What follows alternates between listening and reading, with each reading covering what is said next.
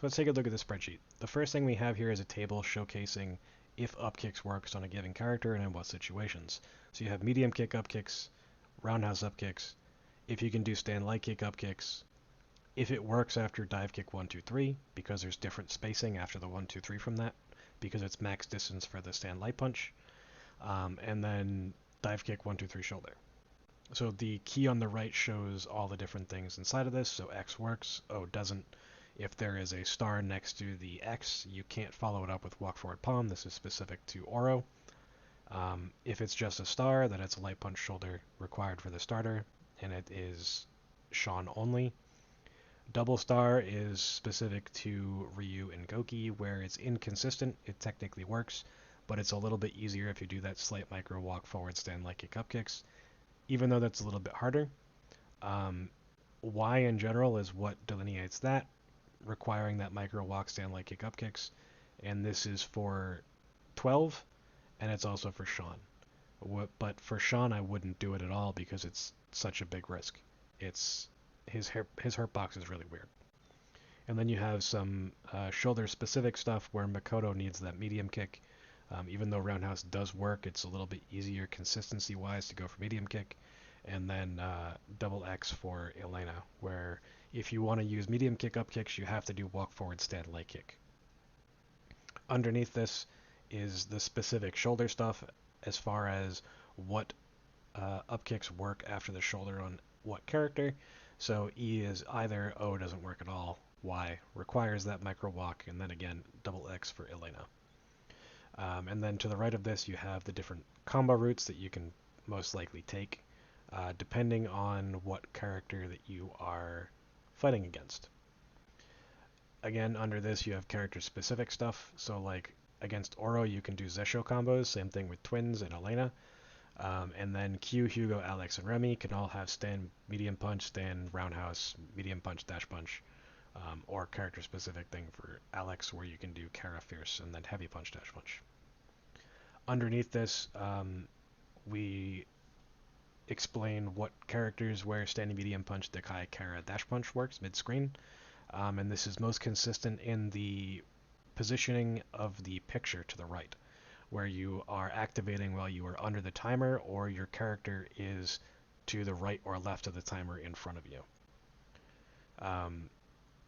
So you're going towards the corner that they're currently in. And this is a thing throughout the entire spreadsheet where stage cues or positional cues are showcased in pictures.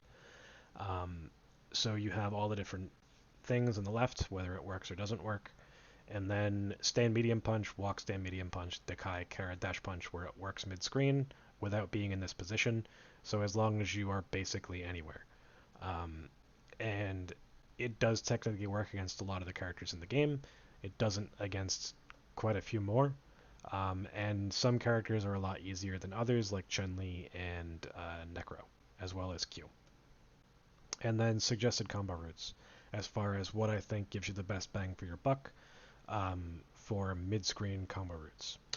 Now, if we take a look at the actual spreadsheet itself for each character, you're going to have the damage, the actual given meter that you get, which is out of 72, the division for this for meter percentage, and then an arbitrary difficulty number. Someone like Chun-Li is going to have a 15 difficulty for something like, Daipon Loop across the screen, because her hurt box is actually a little bit funky for it, whereas other characters are going to have a little bit more easy of a time where it might just be like an 8 or something like that. But for the most part, certain characters have different difficulty for any sort of, you know, combo route. Some characters, it's a little bit more difficult to hit the upkicks because of their hurt boxes, and you have to be like actually frame perfect versus a little bit of leniency of 1 frame or 2 frames. Um, but for the most part, all the information is here. You have the visual cues on the stage. So if you have 33% of the stage behind you, Yun is going to be on the door here if his back is to the right wall, and if his back is to the left wall, it's going to be right where he starts to be on the Table of Doom. And then that's very consistent across all the different things where it shows you both left and right. And then the same thing here where it shows you for Standing Medium Punch, Dekai, Walk, Kara Fierce. And then also Standing Medium Punch, Walk, Standing Medium Punch,